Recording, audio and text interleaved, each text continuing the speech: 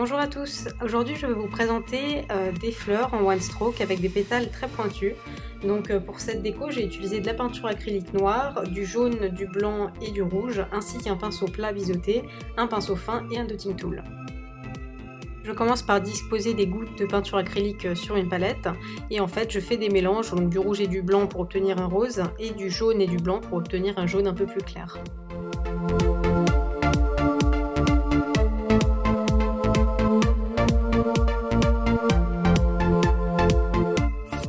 J'ai ensuite préparé mon pinceau avec de la peinture acrylique jaune et rose et j'ai réalisé des fleurs à 3 pétales, donc comme souvent vous me direz.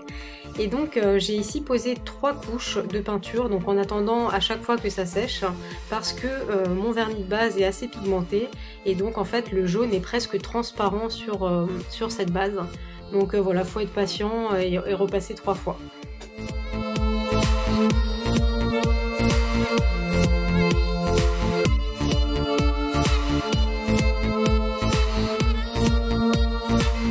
Voilà, donc comme vous voyez, à partir de la 3e couche, ça me plaît, le jaune est étincelant et le rose est vraiment de la couleur de la peinture acrylique.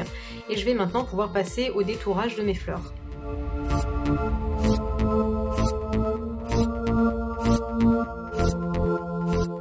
Pour cela, je pars du milieu de chaque pétale et en fait après on fait un peu comme on veut.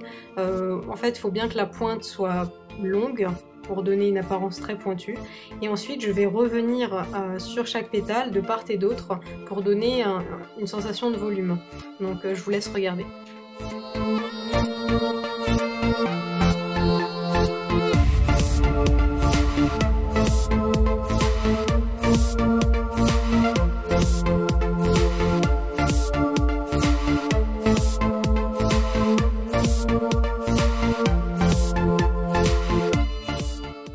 Je vais ajouter de la peinture acrylique jaune entre le pétale qui était à bout arrondi et la pointe pour que ce soit plus esthétique.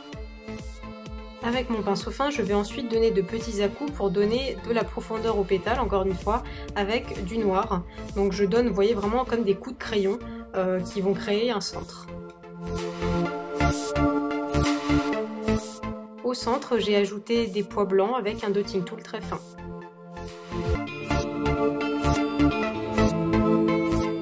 Avec de la peinture acrylique blanche diluée, j'ai ensuite réalisé de tout petits pois à proximité de ma fleur.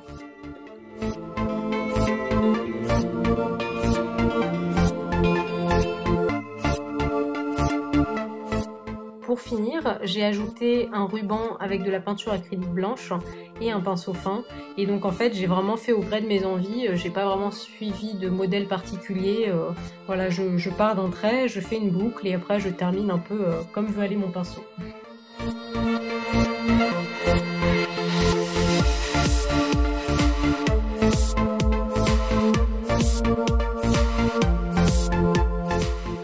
J'ai fini en posant une couche de top coat Essie No Chips Ahead, qui est en fait un vernis qui permet de garder son vernis sans écaillement pour plus longtemps. Voilà, donc je vous remercie d'avoir regardé cette vidéo et je vous retrouve très bientôt pour un prochain tutoriel.